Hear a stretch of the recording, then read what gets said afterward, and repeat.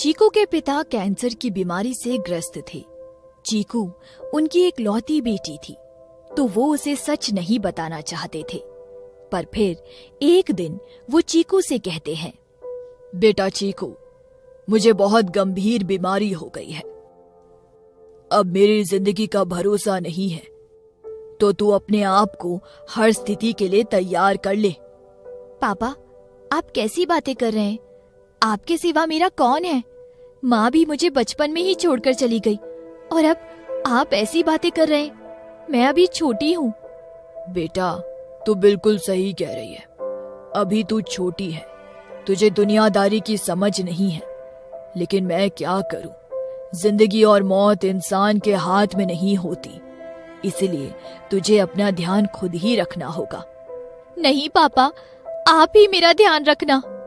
थोड़ी देर बाद ही चीकू के पिता दुनिया से चले जाते हैं। चीकू बहुत रोती है, वो बुरी तरह बिखर जाती है। गांव वाले उसके पिता का अंतिम संस्कार तो कर देते हैं। अरे अब इस बेचारी का क्या होगा? ये तो अनाथ हो गई, कौन इसे सहारा देगा? ऐसे ही बात बनाते हुए सब गांव वाले चले जाते हैं, पर चीकू को कोई कुछ खाने को नहीं देता। चीकू भूख के मारे तड़पने लगती है। उसके पेट में बहुत दर्द हो जाता है, तो वो अपने पड़ोस में जाकर कहती है, काकी, मुझे बहुत तेज भूख लग रही है, कुछ खाने को दे दो। घर में कुछ भी नहीं है, भूख के मारे पेट में बहुत तेज दर्द हो रहा है। तेरा तो रोज का हो गया है चीकू, तेरे माँ बाप तो रहे नहीं, अब हम क्या तेरा पालन पोषण करेंगे? हमारे पास इतना खाना नहीं होता कि हम तुझे दे सके। चीकू फिर दूसरी जगह जाती है। हमें माफ करना बेटा, पर हमारे पास खाने को नहीं है। तू तो जानती है मेरे बच्चे भी है, फिर महंगाई हद से ज्यादा है। हम तो खुद ही पता नहीं कैसे एक वक्त का खाना ठीक से खाते हैं। चीकू को कहीं से भी खाना नहीं मिलता।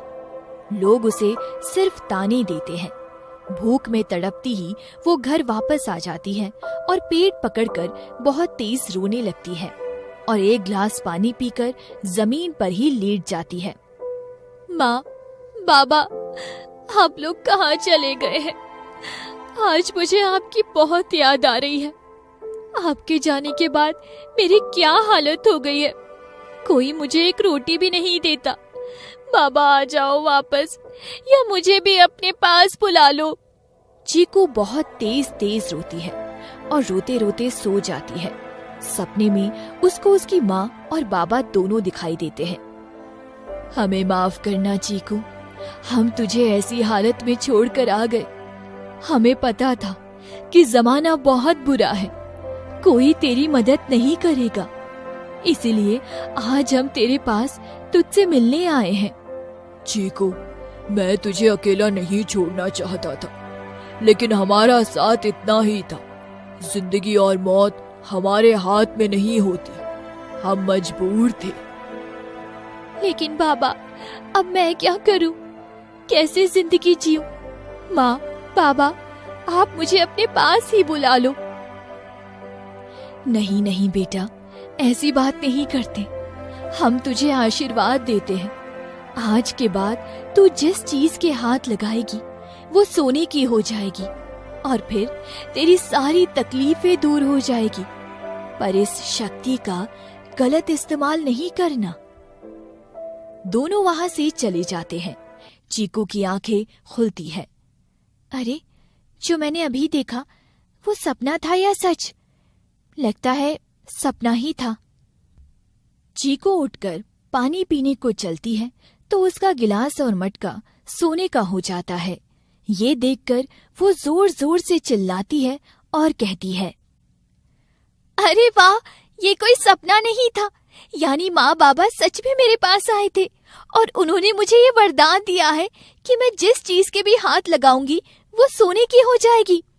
मुझे तो सब सपना ही लग रहा था। चीकू इसका फायदा उठाती है और अपने घर की हर एक चीज को सोने की कर देती है। क्यों ना चीजों के साथ साथ घर भी सोने का ही बना दूं? फिर चीकू अपने घर को भी सोने का घर बना देती है। गांव वाले जब उसको देखते हैं तो उन्हें कुछ समझ नहीं आता। अरे, ये चीकू कल रात तो सबसे मांग कर खा रही थी, आज इसका घर अचानक सोने का कैसे बन गया? भाई, हमें सच का तो पता लगाना ही पड़ेगा। वो लोग चीकू पर नजर रखते हैं और पता लगाते हैं कि आखिर चीकू का घर सोने का कैसे हो गया। फिर वो एक रात खिड़की से देखते हैं चीकू अपने माता पिता की तस्वीर से बात करती है। थैंक यू माँ बाबा, आपके वरदान से मैंने जिस चीज को छुआ वो सब सोने की बन गई। आज मेरा घर भी सोने का है। गांव वाले चीकू का सच पता करके लालची मुखिया को बता देते हैं। तब मुखिया कहता है, जाओ और चीकू को चुपके से पकड़ कर लेकर आओ। गांव वालों को पता नहीं चलना चाहिए। फिर मैं एक सोने का गांव बनाऊंगा और लोगों से उसे देखने के मोटे पैसे लूंगा। वो लोग रात में चीकू को चुपके से किडनैप करके मुखिया के पास लेकर आते हैं। देख चीकू, मैं तुझे कुछ नुकसान नहीं पहुंचाना चाहता, लेकिन मुझे पता है कि तुझे ऐसा वरदान है कि तू जिस चीज को हाथ लगाएगी वो सोने की बन जाएगी।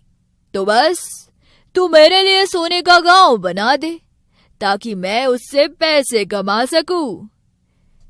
नहीं, मैं ऐसा नहीं कर सकती, क्योंकि ये वरदान मेरे माँ बाप ने सिर्फ मुझे मेरी अच्छाई के लिए दिया है, जिससे कि मुझे लोगों के सामने हाथ ना फैलाना पड़े। इसमें मैं आप लोगों की कोई मदद नहीं कर सकती। चीकू बेटा, तुझे मेरी बात सुननी पड़ेगी, वरना मैं तुझे जान से मार दूंगा। और वैसे भी इसमें तेरा फायदा भी है। दूर दूर से लोग तेरे हाथों से बने सोने के गांव को देखने आएंगे। गांव और तेरा नाम होगा।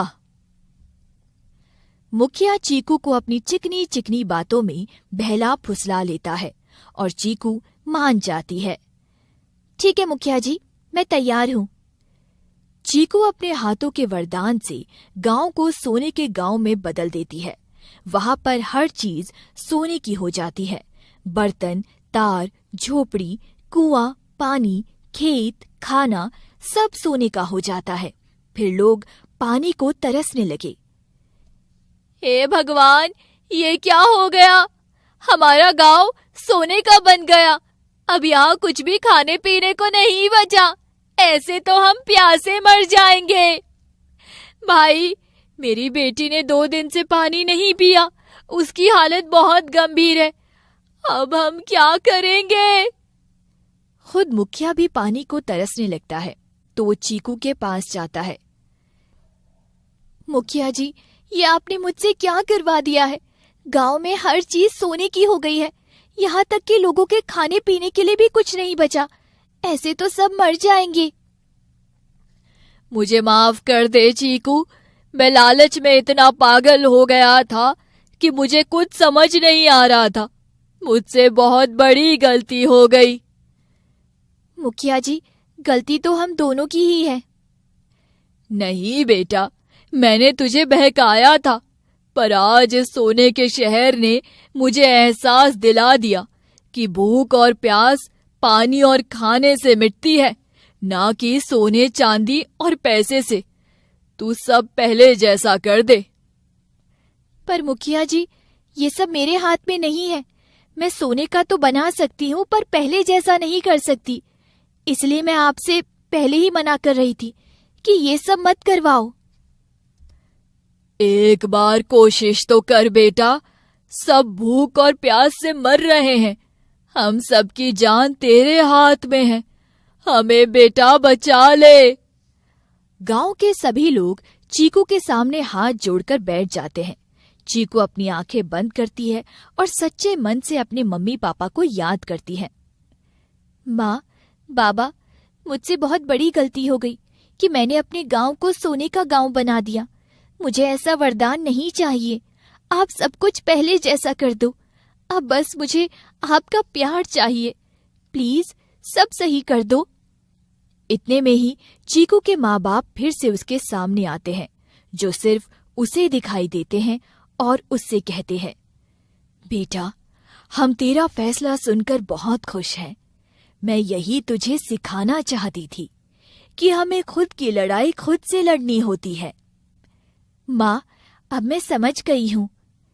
ठीक है तो बेटा, हम तुझे यह आशीर्वाद देते हैं कि तू जहाँ भी जाएगी तुझे प्यार और तरक्की मिलेगी, तो खुश रहेगी, और अब तू जिसको भी हाथ लगाएगी वो सब पहले जैसा हो जाएगा।